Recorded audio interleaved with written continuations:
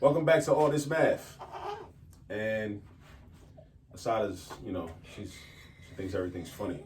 But Assata's back here with us for another video. And today, what we're going to go over is some Kemetic Division. Now, Kemetic Division. Now, there's a lot of ways to do division, right? Back in my day, when I was in elementary school, I learned long division. There are some other methods that are pretty popular in elementary schools right now and in some homeschool circles. I like all of them. I like for students to have options and different methods of, finding out, different values of numbers and the relationships between numbers. So I wanted to get into some Kemetic Division because that's a way to take us back to our ancestors and take it back to ancient Africa, So, Assata, what do you know about Kemet? What do you know about Kemet? Where's Kemet at? Well, Kemet is not, the name for the land that used to be called Kemet is Egypt. Is Egypt, right. In present day, it's referred to as Egypt, right? Which is where? In North Africa. Right, it's in North Africa, and more specifically, it's in Northeast Africa. And since we were doing Kemetic Division, I was trying to be intentional, and I threw on what I call, this is my Hatshepsut sweatshirt. This is my Hatshepsut sweatshirt, right? And Hatshepsut was a sister, and she was the 5th pharaoh in the 18th dynasty of ancient Kemet, right? And she came to power around like 1478 BC, some sources say, or 1478 BCE, before the Common Era, right? So a while back, about, that's almost 4,000 years ago. You know what I'm saying? So that was a while back, right? So now, Assata, she's feeling herself because she got her braids done recently. How long did it take you to get your braids done? 2 hours. Like 2 hours, right? And you just counted your braids too, because I was curious how many braids you had. How many braids you got? 20. 20 braids. And I thought that was kind of dope, because then I was like, I was just thinking mathematically. I was like, okay, sis that braided her hair, she has a 10 braid per hour rate. 10 braid per hour rate. Now, I wouldn't know. I don't know if that's fast or slow. I don't know. I don't know how to braid it all. But that's that's another way we could use math, and make calculations in terms of everyday life, right? For all the women and even the men, whoever, like if you braid hair out there, like what is your braiding rate, right? You can use math to calculate what your braiding rate is, right? How many braids you can do in a certain amount of time, And all we did was basically I took the total amount of braids that she has and I divided it by the number of hours, right? To get the braids per hour. So she's got 20 braids, right? 20 braids.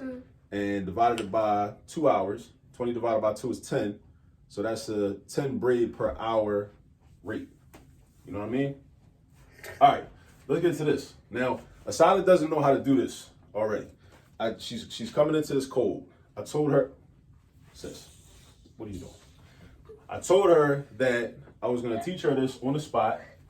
And, she'll probably catch on. She's pretty intelligent, right? But there are a lot of steps to this, right? There are a lot of steps to this. So don't get frustrated if it doesn't make sense to you when you first see it or if it seems weird or whatnot. It's just another way for us to understand relationships between numbers, right? And it takes us back to ancient Kemet. It's part of the culture, right? So anyway, the first thing you want to do, we look at this problem. We have 125 divided by 5, right? The first number, we call that the dividend. So, Assata, the first number is called the dividend.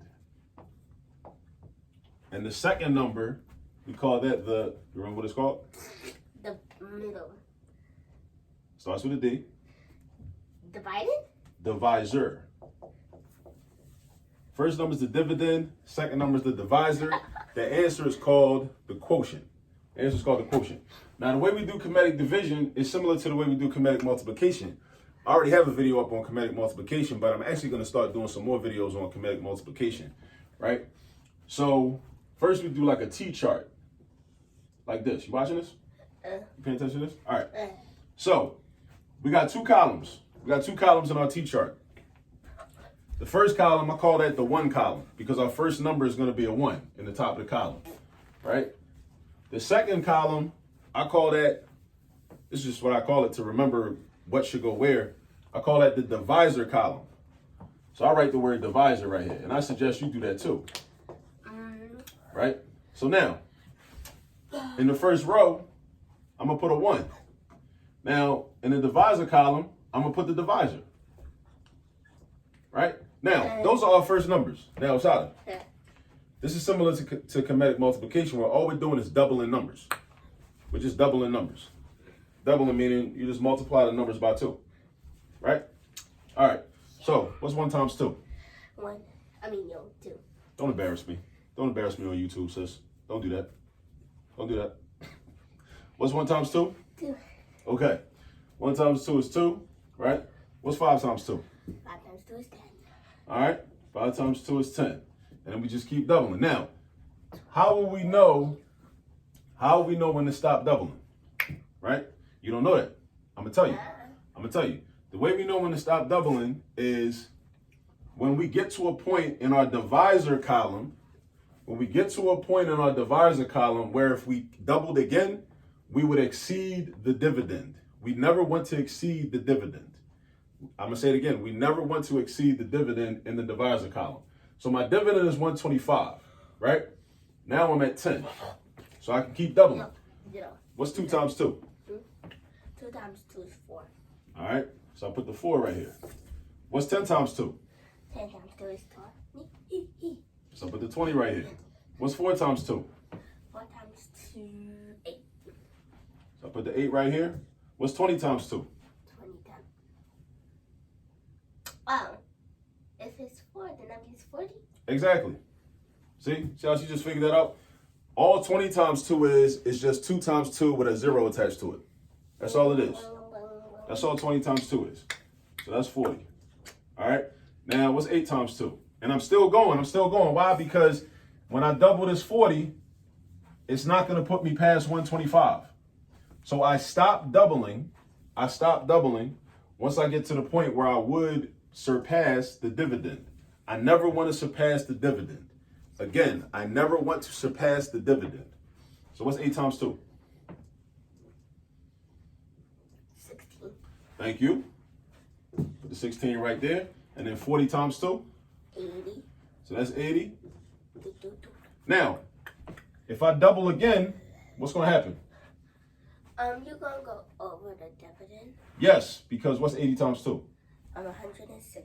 And 160 is more than 125, so I stop right there. So what I like to do is put a little marker right there. That lets me know I'm going to stop. All right? So now, this is how we find the answer. We have to look for a combination of numbers in this column that adds up to the dividend. You have to look for a combination of numbers in this column that adds up to the dividend. So what do you think? What combination of numbers in this column adds up to 125? Now it's like a puzzle. Now it's like a game. 1, 2, 5. No. Don't be silly. 125. I will start with the biggest number, 80. Oh. 80, 40, and 5. Yes. She figured it out. So what I do is I say, okay, 80, 40, and 5, right? 80 plus 40 is 120, right? And 120 plus 5 is 125, right? Yeah. All right. So now how do I get the answer? Then I go back over to this other column over here, and I look for the numbers that correspond to the numbers that we circled. The 16 corresponds to the 80. The 8 corresponds to the 40. The 1 corresponds to the 5. So then what I have to do in order to find the quotient or the final answer is these numbers over here that I checked off. I add them together. So what's 16 plus 8? 24. Yes, 24. And what's 24 plus 1? 25. 25. So 25 is our final answer. 125 divided by 5 equals 25. All right. And that is Kemetic division. All right. Now, I got another example up here since I introduced it to you. And now we're going to do another one. So first step, you draw your T-chart, right? Yeah. Boom. Draw the T-chart. You got the 1 column and you got the divisor column. All right. Put your 1. What's your divisor? Is it the first 13. number or the second number? Second number, right. It's 13. Now, I'm going to keep doubling numbers until I'm about to surpass 169. Once I get to the point where I'm gonna surpass 169, I'm gonna chill. I'm gonna stop doubling numbers, right? So what's 1 times 2? 1 times 2 2. Right? What's 13 times 2? 23. Close. I Go higher. mean 6. 26. All right, 26. What's 2 times 2? 2 times 2 is 4. So what we got to do is, this is helpful for me, because now I know that I need to work with her to help her with her 13 timetables, her 13 multiplication facts, because she's not. No. Like I said, I need to help her with her 13 timetables because she doesn't readily know them as well as she knows some of her other timetables. But that's cool, because it's all about, teachable moments, right? Life is a series of teachable moments. So 26 times 2 is 52, sis. 52. Right. So we double the 26, we get 52. What happens when we double the 4? Oh, 8. You get 8, right? What happens when you double the 52? What's 50 times 2? 50 times 2. Wait. Will we... No, just answer my question. What's 50 times 2? Oh, 50. 100. 100. And then what's 2 times 2?